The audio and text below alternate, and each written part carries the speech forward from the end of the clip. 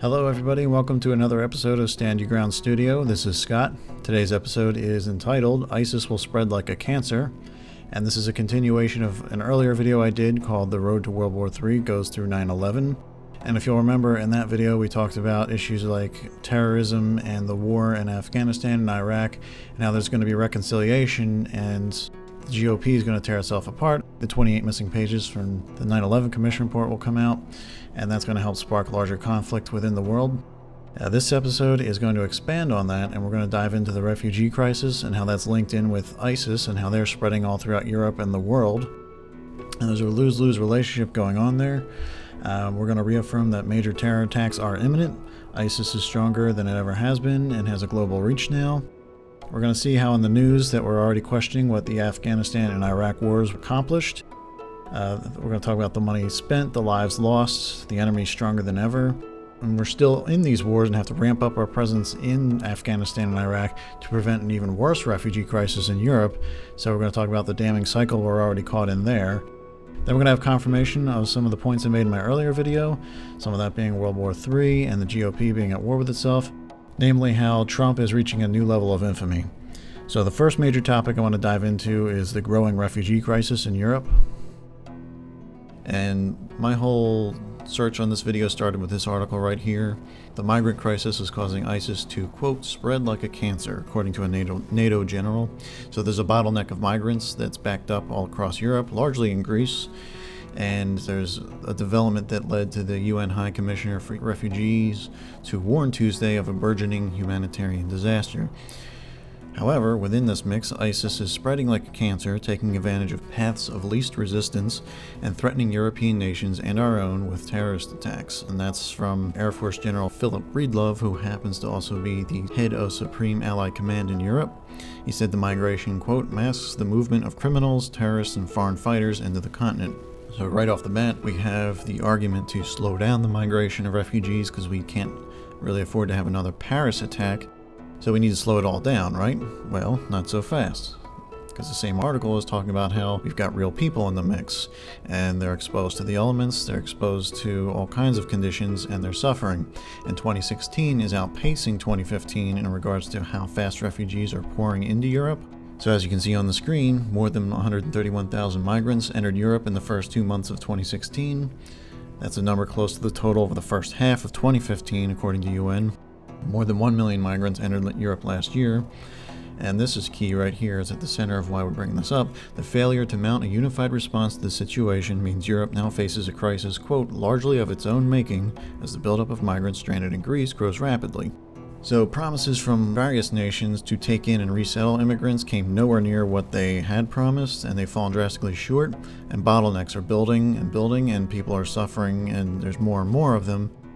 So last week, the EU announced plans for 700 million euros in emergency aid to Greece to house and care for refugees, one day after NATO's top general told a Pentagon briefing that ISIS was exploiting the migrant crisis. So there's that clash of ideals happening, and it couldn't be more apparent. At the same time, while the EU needs to be careful about who they let in, Angela Merkel is mentioning reinstating the Schengen system of border-free travel within Europe. So we're going to have that topic come up right when the threat of terrorists traveling freely across borders is at a new maximum. So the clash of ideals couldn't be more apparent, and I say that because it's no good for the globalists just to take away your sovereignty piece by piece. The people have to demand it, and you do that by creating unsolvable crises. And this screen right here just encapsulates that nice and quick. So on the left side we have everybody who's suffering. We can't lose our humanity. We still have to identify with these people because there are genuine people suffering out there. At the exact same time, we know this is coming as a result, and there's just no right, it's a lose-lose situation, and it was set up on purpose. There's no right answer, and as tensions grow, everyone's going to be increasingly set against one another with their own opinions. And I put this up on the screen because as a community, we have to keep an eye on the big picture and not get swept up in the right or wrong arguments these issues create. So what I noticed yesterday when I was putting this together is CNN, what if this were my family? So they bring this all up. Meanwhile, over here on Reuters, Islamic State looking for spectacular attacks coming to UK soon. And like I said before, these attacks are imminent. And I put these on the screen because this is just what's in our face day after day while we're still thinking about this. But let's zoom in a little bit on a more recent issue. And maybe you heard about the issue at what's called the Jungle. It's a camp in Calais.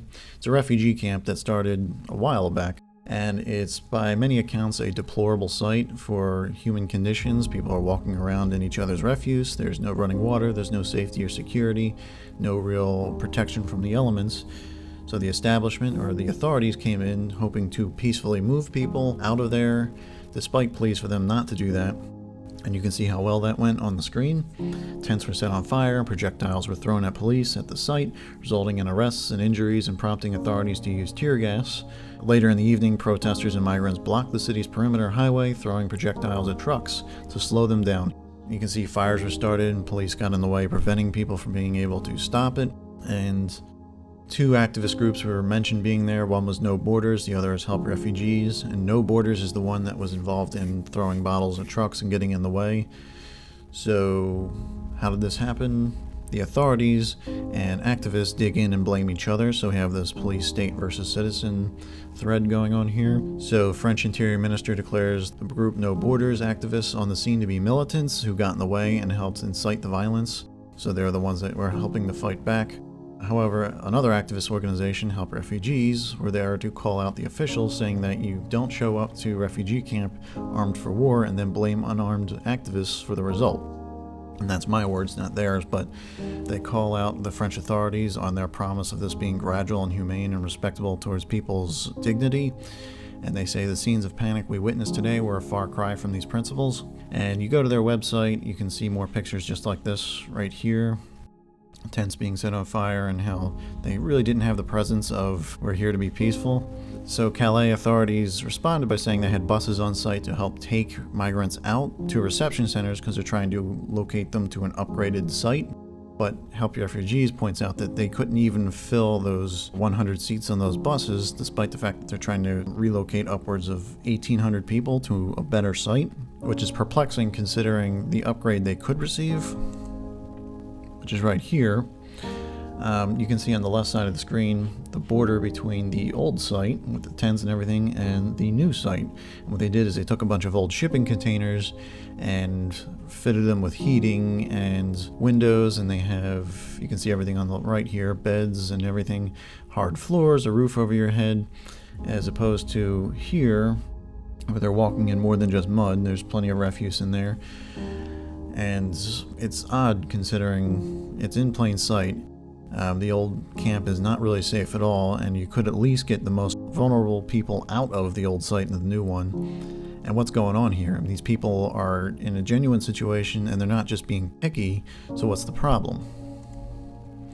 Well, refugees will have to register to live in the facility and use handprint technology to access it. Many refugees are hesitant to move in, calling it a prison and pleading with France not to destroy their camps. This guy below, it's not looking like a camp, it's looking like a prison.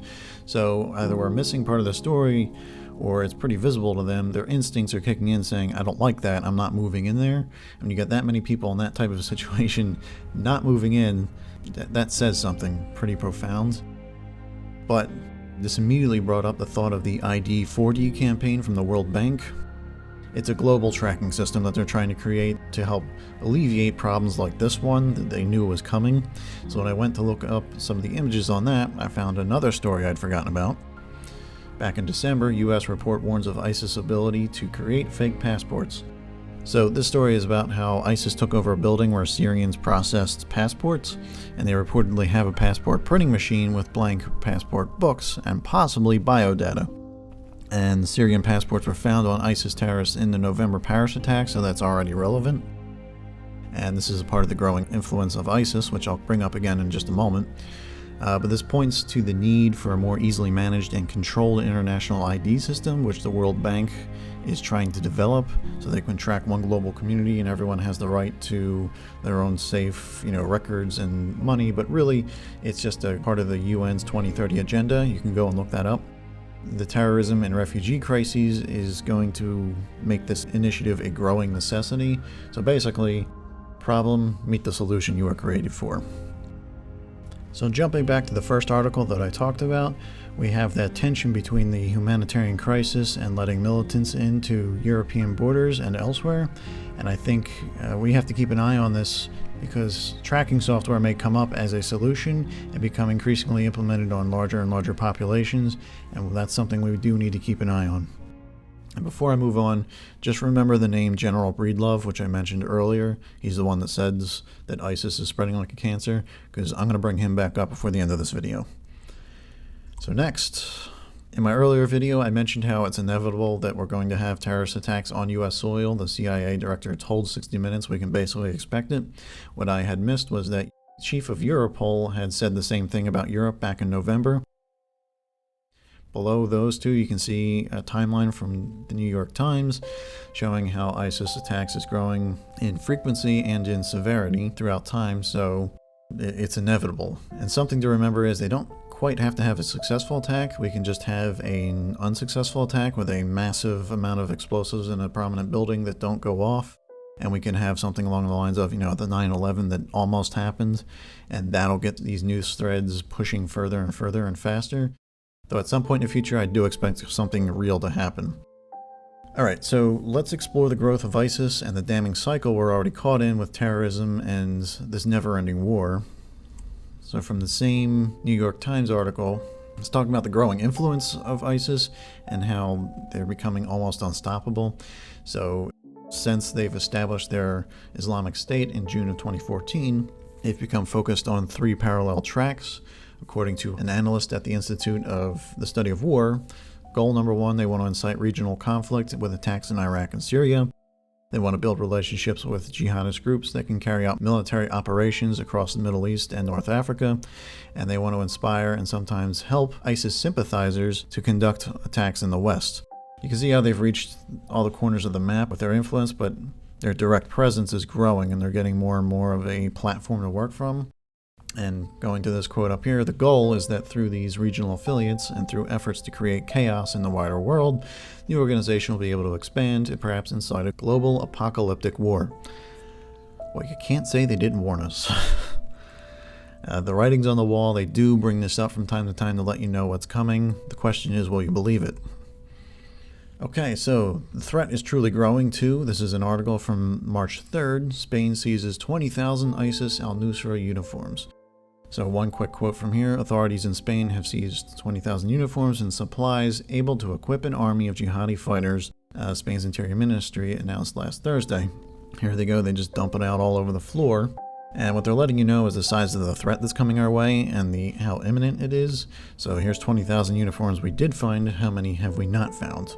And it was caught going through Spain. They didn't say where it was going. I mean, no matter who you are, you should begin to see that the West had a huge influence on developing ISIS, whether or not you see it as a deliberate plan. The question's going to be increasingly, how did we get here? Weren't there 2 wars meant to stamp out terrorism in the Mideast, and didn't we give up a bunch of rights for that to happen? It's an apt question because days earlier, this article came out, Afghanistan War, just what was the point? And one choice quote I put on the screen here is, it's worse in Afghanistan now than I ever could have imagined, and I was a pessimist. This article goes on to ask the big questions. You can see on the screen on the left here a couple of the points that they make. So the article cuts to the chase by going over the small temporary gains from over decades worth of fighting, death, and destruction, how the Afghan army very briefly swelled and was able to almost stamp out the Taliban influence, but it kind of fell apart. Corruption would undo Afghan national security forces, whose upkeep has cost the U.S. taxpayer well over $60 billion, and whose brave losses continue now at an unprecedented speed. So where are we now? According to a watchdog group over there, the Taliban hold more territory now than any time since 2001. The descent in the ranks of the Taliban has led to ISIS becoming a radical, brutal, and attractive alternative to the country's disenfranchised youth, for whom the old insurgency isn't moving fast enough. So there you go, it's in plain English. We definitely had our role in developing ISIS. In terms of Western goals, things are right back where they started, needing to keep Afghanistan free of extremists and a viable country for its people. Check this out. Without that result is thousands of refugees in Europe and ISIS gets a new safe haven. So everything I just said in all the previous slides gets worse if we pull out of these 2 wars. And what's left is a country where the West is discredited as unwilling to stay the course, where most fighters are meaner, better armed, and more chaotic than they were in 2001. That's great, so we're actually worse off than we ever were before, after spending all that money. And the thought to me was, I don't know, did you forget we were in these wars? I almost did. So I went looking those up. Here's an article from October. So you thought that U.S. military pulled out of Afghanistan? Then you were mistaken, because the fact is, America has never left the war-torn Asian nation, and it won't be heading out anytime soon. So here we have a graph showing the number of U.S. troops in Afghanistan, and over here we have the surge that happened so many years ago, and then Obama taking the troops out.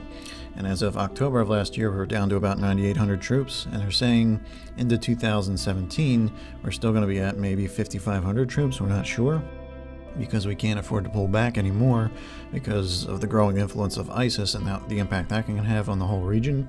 Meanwhile, on the right side of the screen, we have U.S. Secretary of Defense Ashton Carter saying, we have 3,500 boots on the ground in Iraq already. We're looking for opportunities to do more. Another quote from this article: in his meetings last week in Switzerland and in Paris with Allied defense officials, Carter said that the number of U.S. and coalition troops in Iraq would, quote, increase greatly as the momentum of the effort increases. And what he's talking about is hitting a couple of cities where ISIS is operating out of to keep them from being able to spread any further. Something to note about the number of troops, they're really talking about hundreds or low thousands, so they're not talking about sending in an army. It's just enough to sort of hold terrorist organizations in check for a while they fan the flames of war. So again, it's just putting in just enough to be a thorn in the side of terrorists, but not really enough to settle the issue. So let's go do a quick recap. Here's where we started. UN agency warns of imminent humanitarian crisis. So we have all kinds of people building up in bottlenecks outside certain countries in Europe, and inevitably we have to allow some of them in, and we're saying migrant crisis is causing ISIS to spread like a cancer. They are going to get in, and inevitably in Europe and in America there's going to be attacks. We have to expect it. And that's happening because the influence of ISIS and other such groups is growing and growing, stronger than it's ever been before. That's going to lead to questions about, didn't we have 2 wars to settle this issue already? Didn't we give up a bunch of rights? Didn't we spend a ton of money? And didn't a lot of people lose their lives to prevent this from happening? And that's what this is all about. And we can't pull back out, because if we do, then ISIS continues to grow, and we have an even larger refugee crisis, which brings us back to here, and you can see the cycle that it's creating. And it's going to lead inevitably to the great big questions everyone's supposed to have in their minds. How did we get here, and where is this going? And in the U.S., that's inevitably going to lead to questions about the 2 wars, but also 9/11, which is why we went into those 2 wars in the first place. And if you remember from my last video, when Trump made his first statement about Bush and 9/11 back in October, days later, what came out through the Hillary emails, all of these headlines came up where Bush and Blair planned the war a year in advance. Supposedly, no one's tried to debunk this, and in fact, it's actually just an expansion of an older news article from 2006. So there's really nothing new about any of this. It's inevitably going to come back up in the news again. Meanwhile, what has Trump been up to? He's not letting us forget about 9/11. In fact, the media in general isn't. So back on February 13th at a GOP debate, there was a bit of a kerfluffle between him, Ted Cruz, and Marco Rubio about whether Bush handled the situation properly. Is he to blame? And Cruz and Rubio were trying to come to Bush's defense. Trump wasn't having it. The entire exchange began when Trump was asked a comment he made several years ago, in which he indicated support for impeaching George Bush over the war in Iraq. Asked on Saturday whether he still supported impeachment, Trump didn't directly answer, instead railing against the lies that in his view led up to the war in Iraq. You call it whatever you want, Trump said. They lied. And that goes back to these articles right here. They're going to start, he's keeping that alive in everyone's minds. It's important to note that just a couple days later on Face the Nation, he backs down just a little bit and says, I'm not blaming Bush, although... Key point, the CIA said there was a lot of information that something like that was going to happen. I'm not blaming anybody, it's a tragedy. So what other articles came out the exact same time as those previous ones? These did. And I talked all about these in my previous video, but it's just a blitz on everything that the Bush administration didn't do right, and it leads into what happened with those 2 wars. And you can watch my other video to learn more about that. So all this is going to lead to some information about 9/11 being revealed, and how the Bushes and the U.S. government have dubious ties to Saudis, who have dubious ties to terrorist influence. and they've told us that in plain English more than once from congressmen and senators, and this is all in the name of sparking the global powder keg that will be World War III, which I also mentioned in my last video. So we have this great big world entanglement going on, and here we have Russia accuses Turkey of aiding ISIS oil trade. Turkey and the Saudis are in a coalition. They're starting to push into Syria. Here we have a Saudi official saying Bashar al-Assad will not be in power no matter who gets in the way, including Putin, who backs him up. So if they get in the way, who cares? We're just going to keep going for the objective that we have. Which makes me bring up that name I told you to remember, Philip Breedlove, because in that article I started the whole video on, guess where they ended? Russia contributing to instability. So in his Pentagon appearance, Breedlove also pointed a finger at a resurgent, aggressive Russia, which poses a long-term and existential threat to the US and our European allies. Relations between Turkey, the only Muslim-majority member of NATO, and Russia also threaten security, with tensions between the two increasing the, quote, risk of miscalculation or even confrontation, which is really all this comes down to. It's going to be the straw that breaks the camel's back. Back in January, Putin said the same thing about not only the US, but all of NATO. So there's our red versus blue paradigm. And I don't know how much more plain as day they can make it. If you have anybody in your life that won't wake up, maybe show them this video and get them to start looking at all this and start looking into some of these stories. Okay, so where does that leave us? I say the perfect storm is in plain sight, but it's not quite ready because we have all these other factors in the mix that haven't really come to fruition just yet, and I threw a few of them on the screen. So North Korea is back in the mix with all these nukes they supposedly have, and new sanctions are being put on them.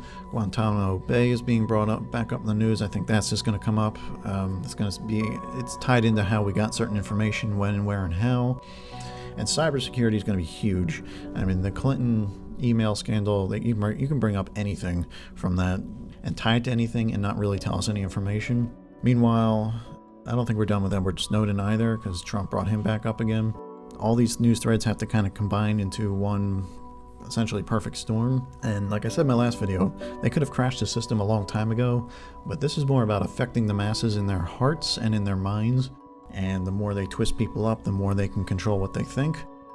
And nowhere is that more effective than in the presidential race. You know, whichever candidate that gets the GOP nomination is going to be in a unique position to damage the American psyche as we get closer to election time. And like I said before, the GOP is going to start tearing itself apart, and it's doing that. But I wouldn't have guessed that Trump would get such a prominent role in doing exactly that. They're going to pin everything on this guy. I mean, considering the amount of attention he gets, especially recent press, I'm about 90% sure he's going to get the nomination because he's too perfect to take out of the spotlight. I already have people who I see in my life on my personal feed mention how they don't really know what reality they're in anymore. And to those people I say, strap yourselves in because 2016 is just getting underway. Because this guy, he can say anything and people just keep believing in him. Like, the more fake he becomes, the more real he becomes to the average person. But keeping with this article, I mean, I could really go on about it. I'm just going to go with this one quote. The widening anti-Trump attacks may have important electoral implications for the Republican Party. It was, after all, the spiritual leader of the party, Abraham Lincoln, who warned in another context, a house divided against itself cannot stand. And they're probably borrowing from the gospel right there. And I'll mention a quote from Matthew 12:25. And Jesus knew their thoughts and said unto them, every kingdom divided against itself is brought to desolation, and every city or house divided against itself shall not stand. I think they're talking more than just about the GOP at this point, because advertisements for a show kept popping up all throughout my research for this video, and by the end when I saw this quote I had to put it in, and I'll just put that much in. There's clear symbolism of what they're talking about. They're tying this into the 2016 presidential race. Frank Underwood is starting to sound a lot like President Trump, and he even has his slogan, FU 2016. And he has quotes about how America is going to get the leader it deserves. And what I want to do is kind of end it there, because this video will go on. So I want to do a quick recap. All of these news threads are on a crash course with one another. They're going to lead to global conflict, like I've said before. We're witnessing a loss of sovereignty from the personal level to the national level, starting in the European Union, but it's going to grow beyond that. Before the elite crash the system, they have to twist everyone up on the inside as much as possible by creating issues that cannot be solved. Every issue is meant to get people to fight each other and increasingly to get us to fight the system. The system's going to put corruption and bad guys in front of us, exposing the hierarchy, because it's almost time to dump the system entirely. And I make these videos to say no external conflict will resolve anything. It just puts you deeper in the global snare or this matrix that we're in, because this is a spiritual battle, not a physical one. And I gotta say, in my call to action, only Christ can save you. And if you don't quite believe in that, then I gotta say, at least start looking at everything I just showed you, because the writing is on the wall about where this is going. They're telling you in plain English, or whatever language you're reading it in, and it couldn't be much more obvious. So there's a little bit of time left, I think, but you either wake up now or you go down with the ship later, because people who don't wake up, they're going to lose everything. They're not going to have anything left and not going to have anything to believe in. And they're only going to be able to accept what's handed to them. The only way you can survive that spiritually is to accept Christ as your Lord and Savior, because He died for your sins, and He was not kidding when He said the only way to everlasting life is through Him, because by the end, the other side's going to own everything. Okay, please go over everything, do your own research. If you have any questions, you're not sure what to think, drop a comment, show other people, get the conversation going. Like the video, subscribe it, circulate it, and let me know what you think, please. It really helps a lot. I do spend a lot of time on this. Beyond that, thank you very much for watching. I'll talk to you later.